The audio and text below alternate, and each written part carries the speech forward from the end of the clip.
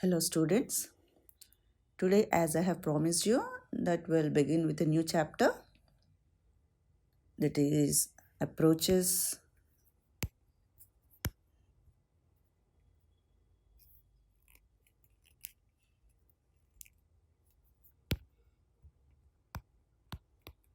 approaches to the teaching of English. So this is the third chapter of your English syllabus. So let's begin with this chapter. So we all know that the correct sequence of learning our mother tongue, which is also called as native language, is LSRW, isn't it? Listening, speaking, reading, and writing. So, when we are learning in this sequence, the linguists say that the teacher also should follow the same sequence, that is the LSRW sequence. So, the sequence should go in this way. For what? So, to teach a second language, to teach a new language, to teach a L2. So the teachers should follow the same sequence like the native language learning. So it is important for all the student teachers and the teachers to get familiarized with the 3 terms of teaching. Okay, so ఇప్పుడు మనం ఏం చెప్పుకున్నామంటే, మనం ఏ విధంగా అయితే మన language నేర్చుకుంటున్నామో, మన mother tongue కానీ మన నేటివ్ లాంగ్వేజ్ ఏ విధంగా అయితే నేర్చుకుంటున్నామో, ఈ LSRW సీక్వెన్స్నే లాంగ్వేజ్ టీచింగ్లో కూడా అదే సీక్వెన్స్ ఫాలో అవ్వాలి టీచర్స్ అని చెప్పేసి లింగ్విస్ట్ చెప్పడం జరిగింది. సో ఆ సీక్వెన్సే ఫాలో అవ్వాలంటే, సో ఆ టీచింగ్లో ఇది ఇంక్లూడ్ చేయాలి అని చెప్పడం జరిగింది. సో ఆ టీచింగ్లో ఇది ఇంక్లూడ్ చేయాలి అని అన్నప్పుడు మరి ఆ టీచింగ్లో ఏముండాలి, ఏ టర్మ్స్తో ఫెమిలియరైజ్ అవ్వాలి టీచర్స్ కానీ యాజ్ ఎ స్టూడెంట్ టీచర్స్ అసలు మీకు తెలియాల్సిన ముఖ్యమైన 3 టర్మ్స్ టీచింగ్లో ఏంటి అంటే, let me right down. So teaching, so in teaching we should approaches, then we have methods, then we have techniques, then comes the strategies.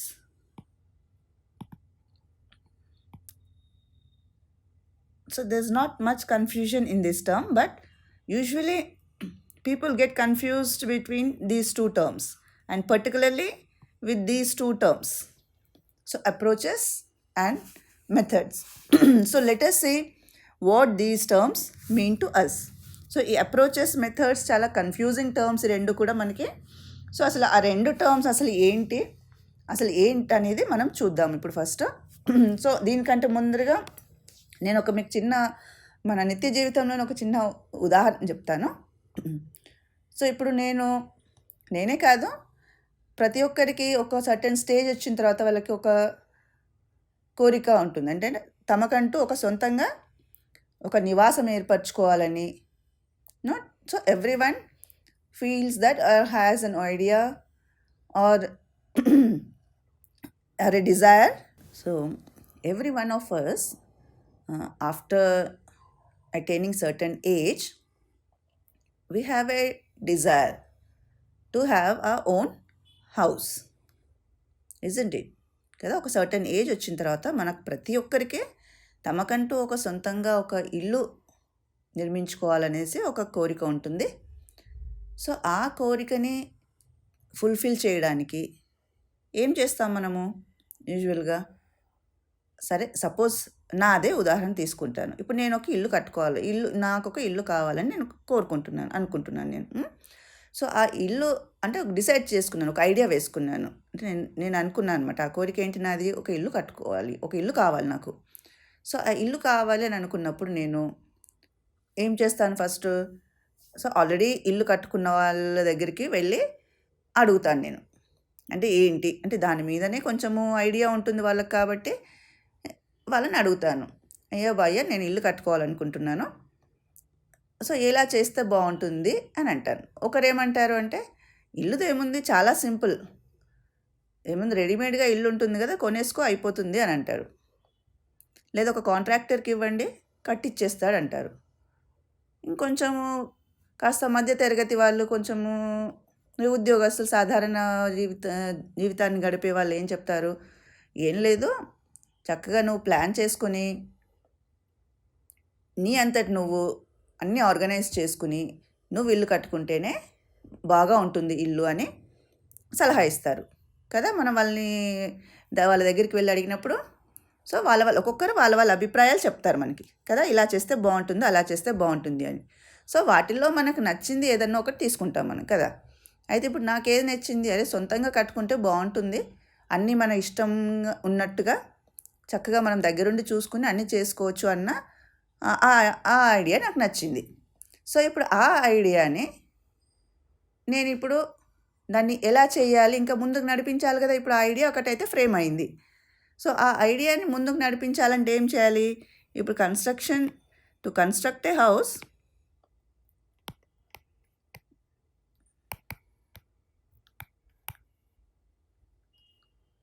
So ఇల్లు constructing చేయాలి అంటే నేను I have approached,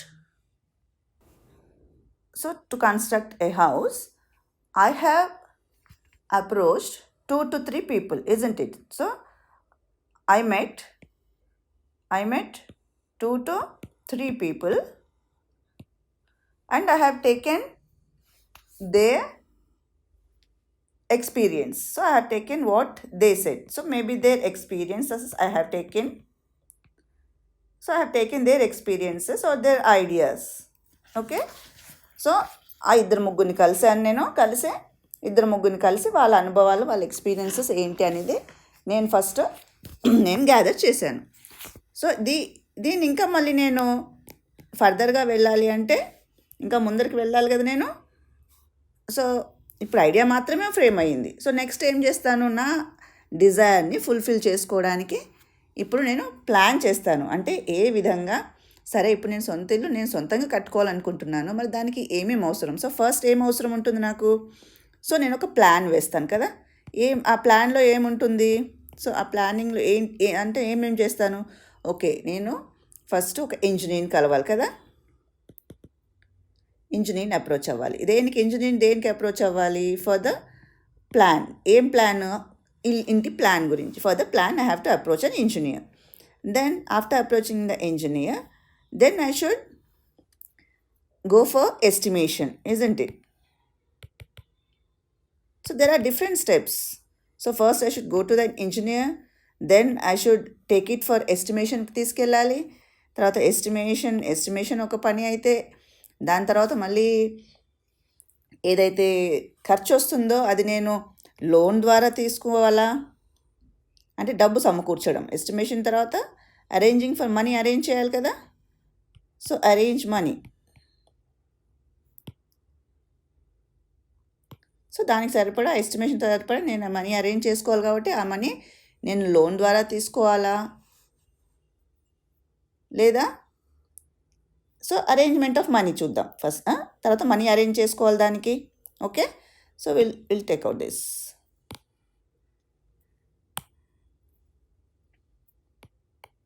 okay, I have to arrange for the money. Then next what I'll do, maybe one of the step. So next I have to meet a mason. I should talk with him కదా. మేస్త్రిని కలవాలి, మేస్త్రితో మాట్లాడాలి, తర్వాత material సప్లయర్తో మాట్లాడుకోవాలి. నేను material సప్లయర్తో agreement కుదుర్చుకోవాలి. నేను తర్వాత ఎలక్ట్రీషియన్ని పిలుచుకోవాలి, ప్లంబర్ని పిలుచుకోవాలి. So ఇన్ని steps ఉన్నాయి. నేను ఒక ఇల్లు కట్టుకోవాలంటే ఇన్ని స్టెప్స్ ఉన్నాయి, ఈ ప్లాన్లో ఇన్ని స్టెప్స్ ఉన్నాయి. These are the different steps కదా, ఇన్ని స్టెప్స్ ఉన్నాయి. ఓకే, ఈ స్టెప్స్ అన్నీ నా ప్లాన్లోకి భాగం ఇవి.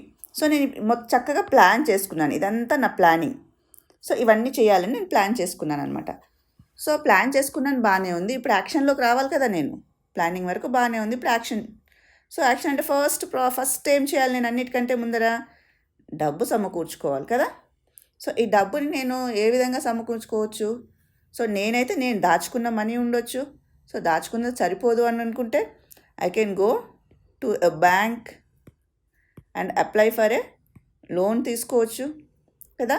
లేదా బ్యాంక్ వెళ్ళి నేను నా వస్తువులు తాకట్టు పెట్టి అమౌంట్ తెచ్చుకోవచ్చు కదా. So by keeping the gold పెట్టి నేను తెచ్చుకోవచ్చు. లేదా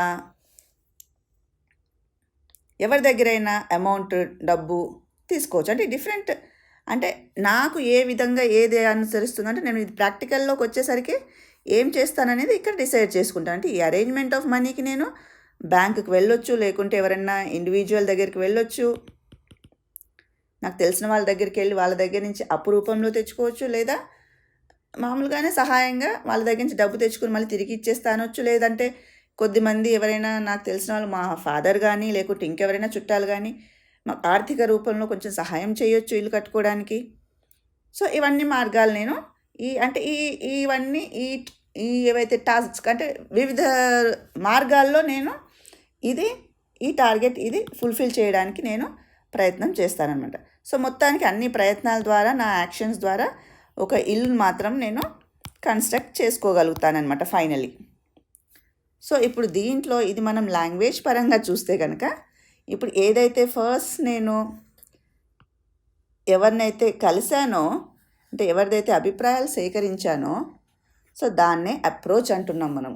అంటే అప్రోచ్ అంటే ఏంటి అంటే ఒకరిని వెళ్ళి, అంటే ఏ పద్ధతిని మనము అవలంబిస్తాం, అంటే మన ఐడియాస్ ఏంటి, ఏం ఫామ్ చేసుకుంటున్నాం మనము, అంటే అది ఒకరి ఎక్స్పీరియన్సెస్ నుంచి తీసుకోవచ్చు, ఒకరు చెప్పిన మాటల్ని తీసుకోవచ్చు. అంటే ఒక పెద్ద ఐడియా అన్నమాట. అప్రోచ్ అనేది ఒక ఐడియా ఫామ్ చేసుకొని, లేకుంటే ఒక థియరీ అని కూడా అనొచ్చు. అంటే ఇప్పుడు లాంగ్వేజ్ పరంగా చూసుకుంటే, లాంగ్వేజ్ గురించి ఏమన్నారు అంటే భాషని లెర్నర్స్ ఎలా నేర్చుకుంటారు, సో టీచర్ ఎలా టీచ్ చేయాలి అన్నదే అప్రోచ్. సో ఎవరైతే ఉన్నారో లింగ్విస్ట్ ఏం చెప్తున్నారు, లింగ్విస్ట్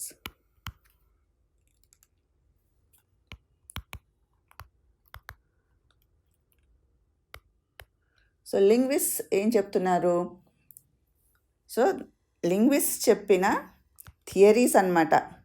దేనికి సంబంధించిన థియరీస్ కానీ, లేకుంటే జనరల్ ఫిలాసఫీ అంటాం కదా మనము, ఫిలాసఫీ అన్నమాట. ఇది ఫిలాసఫీ కింద కూడా చెప్పొచ్చు మనం.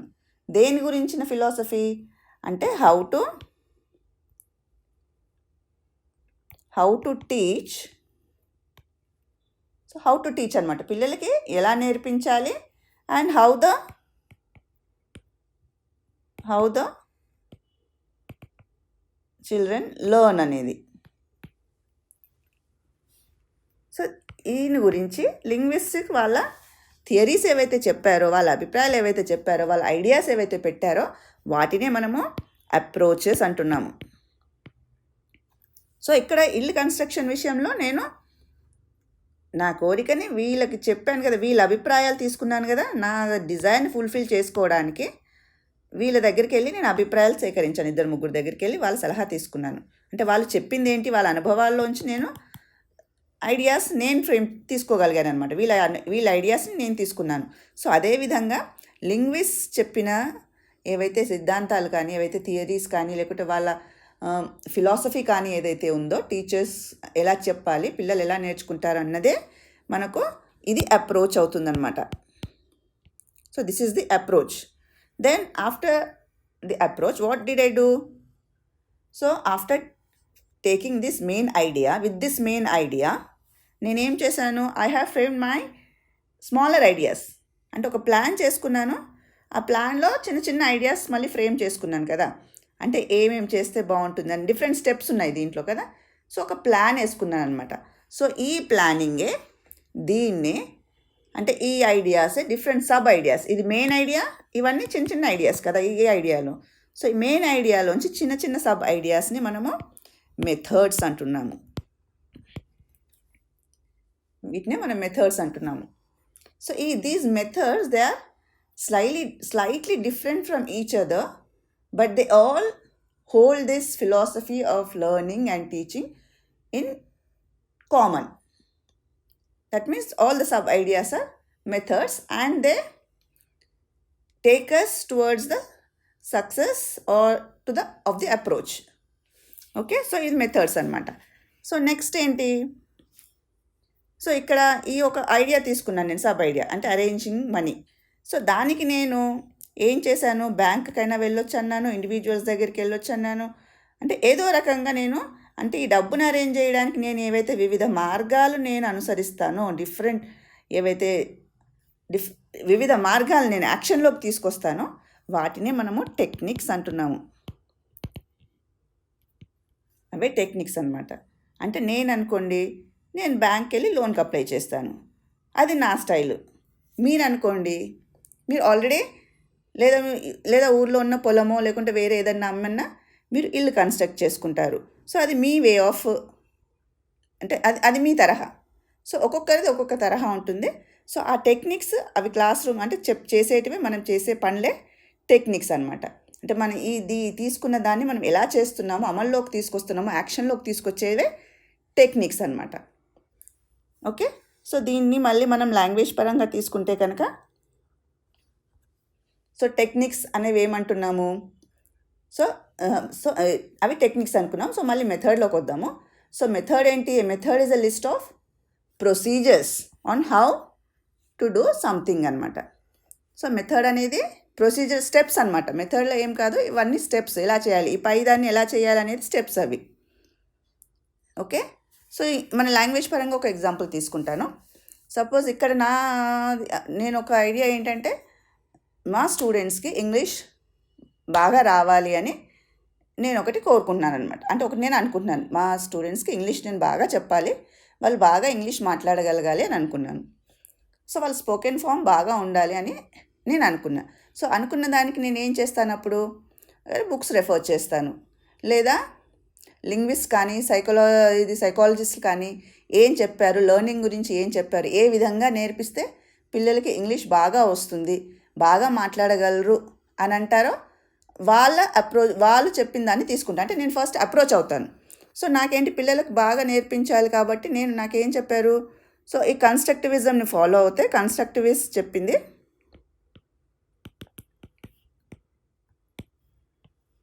సో ఈ కన్స్ట్రక్టివిస్ట్ చెప్పింది లేదా కాగ్నిటివిస్ట్ చెప్పింది,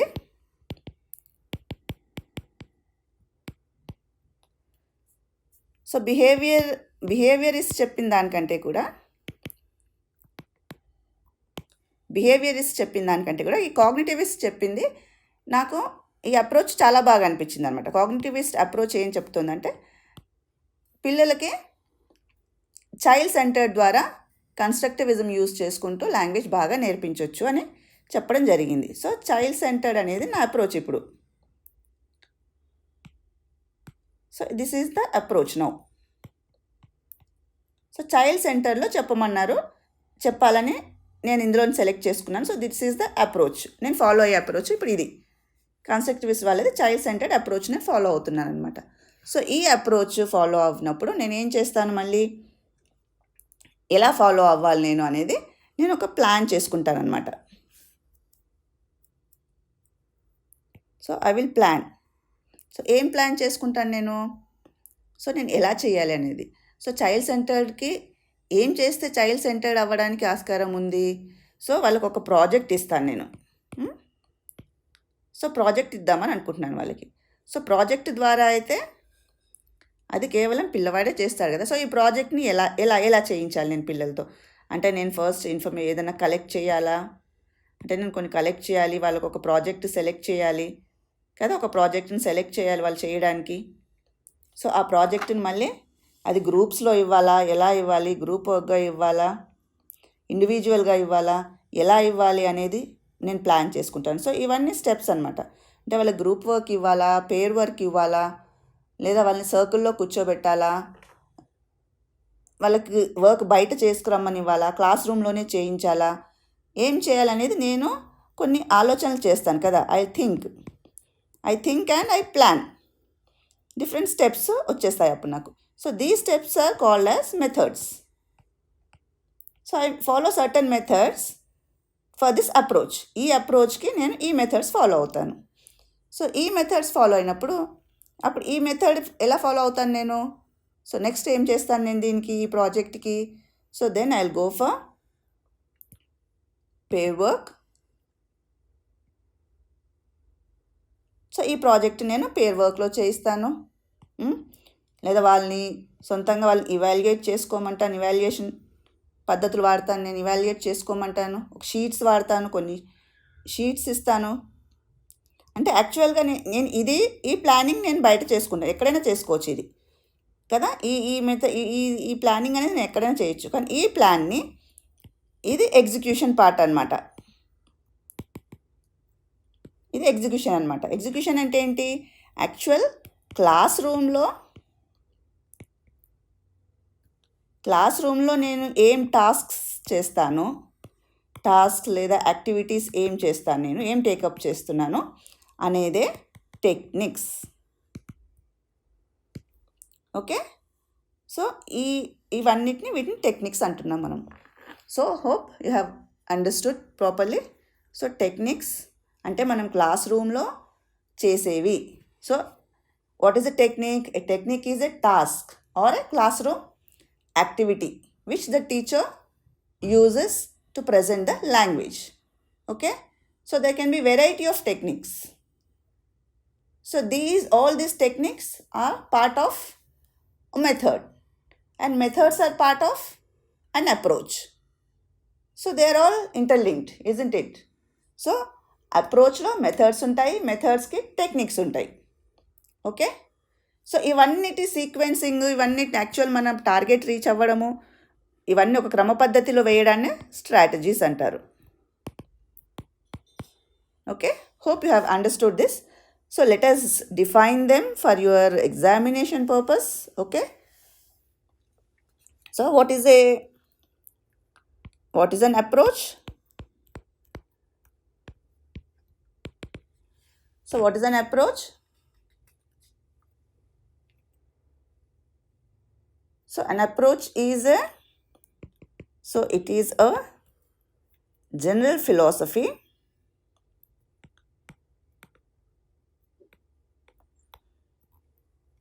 about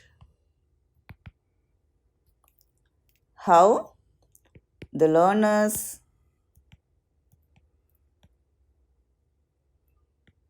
learn and how the teachers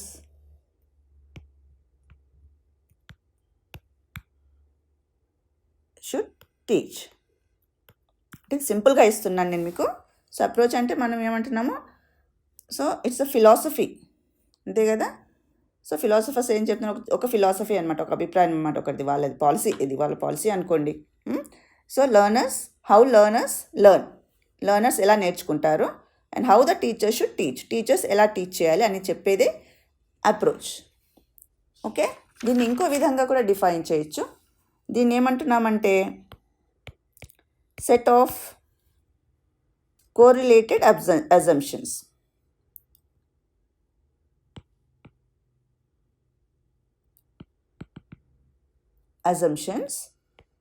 దేనికి సంబంధించినవి అజంప్షన్స్? ఈ అజంప్షన్స్ అంటే ఏంటి?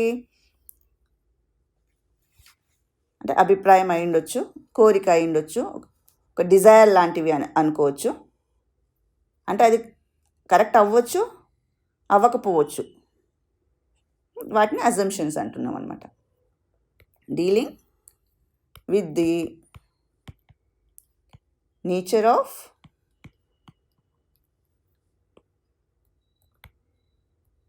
Language, teaching and learning. So assumptions అంటే బిలీఫ్స్ అని కూడా చెప్పొచ్చు మనం. ఈ బిలీవ్స్ అనమాట, బిలీవ్స్ లేదా ఐడియాస్ అనొచ్చు. సో యూజువల్లీ బిలీవ్స్ అంటాం మనం, ఒక్కొక్క బిలీఫ్ అనమాట అది అజంప్షన్ అంటే. సో మనం అప్రోచ్ని ఇట్లా రెండు రకాలుగా డిఫైన్ చేసాము. So let me read it in English for you. So from this class onwards, what I am thinking is I should minimize the usage of Telugu. So ఇప్పటివరకే చాలా తెలుగులో చెప్పేశాను, కొద్దిగా నేను మినిమైజ్ చేయడానికి ప్రయత్నిస్తాను. So it is a general philosophy about how the learners learn and how the teacher should teach. ఇది క్లియర్గా ఉందనుకుంటా కదా. సో నెక్స్ట్ ఏం చెప్తున్నాము, so it set of correlated assumptions, అంటే కొన్ని బిలీవ్స్ అనమాట. దేనికి సంబంధించిన beliefs? With the nature of language teaching లెర్నింగ్కి సంబంధించిన బిలీవ్స్ అనమాట ఇవి. సో వాటిని అప్రోచెస్ అంటున్నాం. ఓకే, దెన్ నెక్స్ట్ మెథడ్ని డిఫైన్ చేద్దాం మనము. సో ఆల్రెడీ చెప్పుకున్నాం కాబట్టి ఇప్పుడు డిఫైన్ చేయడం చాలా ఈజీ అనుకుంటాను. సో మెథడ్ని ఏమని డిఫైన్ చేయొచ్చు మనము? So method is an overall, yes, so method is an overall plan for the orderly presentation of language material.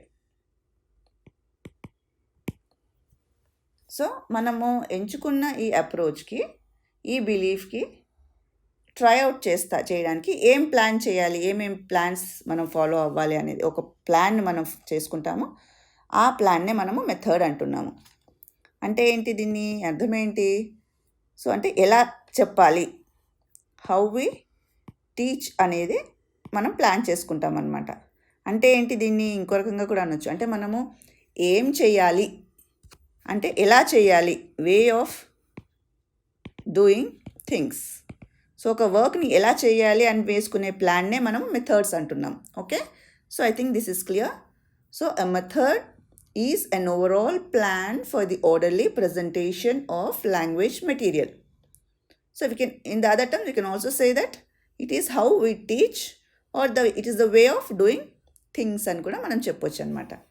So అదేవిధంగా మనం టెక్నిక్స్ ఏంటని చూస్తే, టెక్నిక్స్ని డిఫైన్ చేయాల్సి వస్తే, techniques are nothing but they are the classroom activities or tasks, or we can also say that it is the teacher's style. Teacher's style of presenting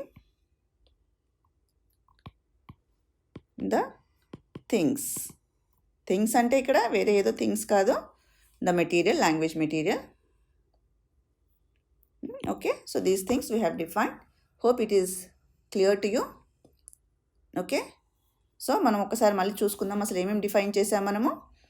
so approaches to the teaching of English, new chapter ఇది మనకి. ఈ చాప్టర్లో మనకి ఏమనుకున్నాము, టీచింగ్లో మనకు approaches ఉంటాయి, methods ఉంటాయి, techniques ఉంటాయి, strategies ఉంటాయి. ఓకే, సో ఈ అప్రోచెస్, స్ట్రాటజీస్ వీటన్నిటిని మనము డిఫైన్ చేసుకున్నాము. So we have defined all the 3 terms and hope it is clear now. Okay, now as we know that what is an approach in teaching and what is the method and what are the techniques in teaching, so now we should know how many approaches are there and what are the different methods and what are the different techniques we have to follow. So if you look at the books or some other books and material, you will find number of approaches, number of methods, techniques and strategies, and you will get confused. So whatever I am listing out now is based on your syllabus. So before listing out the different methods, approaches and techniques, I would like to say one thing, that no single approach or method can answer all of every teacher's questions. That means ఇప్పుడు ఏ approach మంచిది, ఈ method మంచిది, ఈ technique ద్వారా మనకు ఉపయోగపడుతుంది అని చెప్పేది మనం దాన్ని రిసీవ్ చేసుకోలేము. ఎందుకు అనంటే ఏ అప్రోచ్ ఏ సందర్భంలో ఎలా వర్కౌట్ అవుతుంది అనేది ఆ క్లాస్ రూమ్లో ఆ పర్టికులర్ టీచర్కే తెలుస్తుంది. సో ఒకరు చెప్పింది ఇది ఇప్పుడు ఒక టీచర్కి ఒకటి వర్కౌట్ అవ్వచ్చు, ఇంకొక టీచర్కి వాళ్ళ ఉన్న సిచ్యువేషన్లో వాళ్ళ ఉన్న ఆ సందర్భానికి అనుసారంగా అది వర్కౌట్ అవ్వదు. సో ఇప్పుడేంటి, టీచర్ హ్యాస్ ఫ్రీడమ్ అనమాట. తన క్లాస్కి నచ్చింది, తన క్లాస్కి సెట్ అవ్వేది, వర్కౌట్ అవ్వేది ఏదైనా సెలెక్ట్ చేసుకోవచ్చు. లేదా the teacher can combine 2 or 3 also. అంటే మిక్స్చర్ కూడా వాడుకోవచ్చు, ఒకటి వాడచ్చు, ఏదైనా వాడుకోవచ్చు. So there is no hard and fast rule that one has to follow only this approach కానీ ఈ మెథడ్ కానీ ఫాలో అవ్వాలని అలా ఏం లేదు. So it depends on the teachers opinion or the teacher's discrimination. So the teacher has the full freedom. So because every method or every approach, they have their own merits and demerits. So it is up to the teachers to use proper approach or method to get the work done or to achieve the target. Okay, right. So as we have defined the terms, let me now list out some of the most commonly used methods and approaches with strategies and techniques. కదా, అంటే ఇప్పుడు define చేసాం కాబట్టి ఇప్పుడు అంటే చాలా ఉన్నాయి strategies, approaches, methods చాలా ఉన్నాయి. కానీ మనము మన సిలబస్ ప్రకారంగా ఎక్కువగా యూస్ చేసేది వాడుకలో ఉన్న అప్రోచెస్ని, మెథడ్స్ని లిస్ట్ అవుట్ చేస్తాను ఇప్పుడు. So let me put the heading as approaches or the methods of teaching English.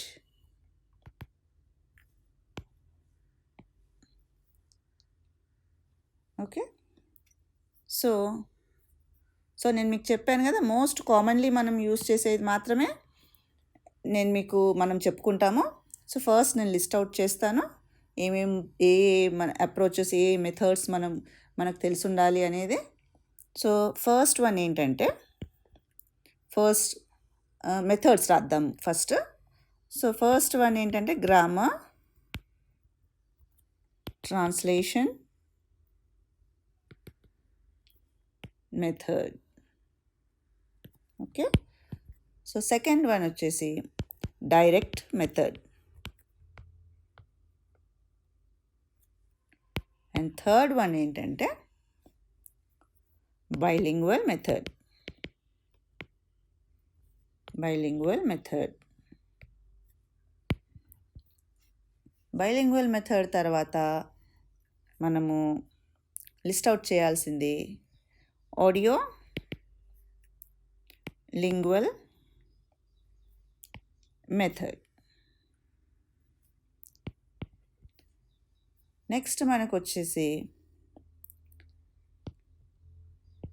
West reading method అనేది ఒకటి ఉంది. వెస్ట్ రీడింగ్ మెథడ్ అంటే నేను ఇక్కడ ఇంపార్టెంట్ మాత్రమే నేను చేస్తున్నాను, అంటే తరచు ఎక్కువగా కామన్ యూసేజ్లో ఉన్నవి నేను లిస్ట్ అవుట్ చేస్తున్నాను ఇక్కడ.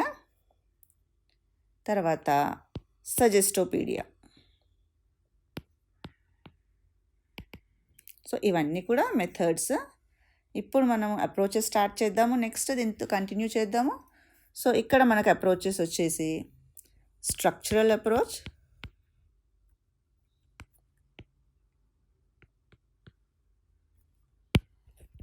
తర్వాత communicative approach,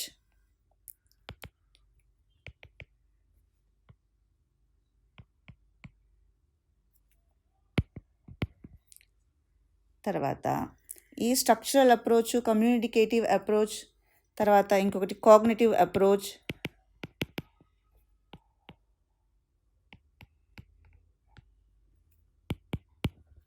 next constructivist approach.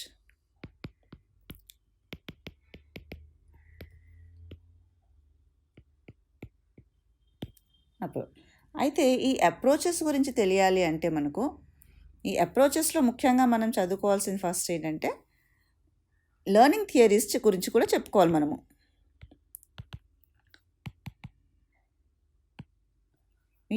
వీటితో పాటు మనం లెర్నింగ్ థియరీస్ చెప్పుకోవాలి. లెర్నింగ్ థియరీస్ ఎందుకు చెప్పుకోవాలి? లెర్నింగ్ థియరీస్ మనకి ఎందుకు తెలుసు? టీచర్గా లెర్నింగ్ థియరీస్ ఎందుకు తెలిసి ఉండాలంటే, ఏ లింగ్విస్ట్ ఏం చెప్పాడు, దేని గురించి ఏం చెప్పాడు, నేచర్ గురించి ఏం చెప్పాడు, లెర్నర్ గురించి ఏం చెప్పాడు, ఎన్ని కైండ్స్ ఆఫ్ లెర్నర్స్ ఎవరెవరు ఉన్నారని చెప్పాడు, అవన్నీ తెలియాలంటే ఈ లెర్నింగ్ థియరీస్ తెలియాలి మనకి. సో ఈ లెర్నింగ్ థియరీస్లో ముఖ్యంగా మనము ఇద్దరు గురించి చెప్పుకుంటాము. అంటే లెర్నింగ్ థియరీస్ మనకు మళ్ళీ 2 రకాలుగా వస్తుంది. ఒకటేమో ఎవరైతే హ్యాబిట్ ఫార్మేషన్ని నమ్ముతున్నారో, అంటే బిహేవియరిజం అంటున్నాం మళ్ళీ మనం.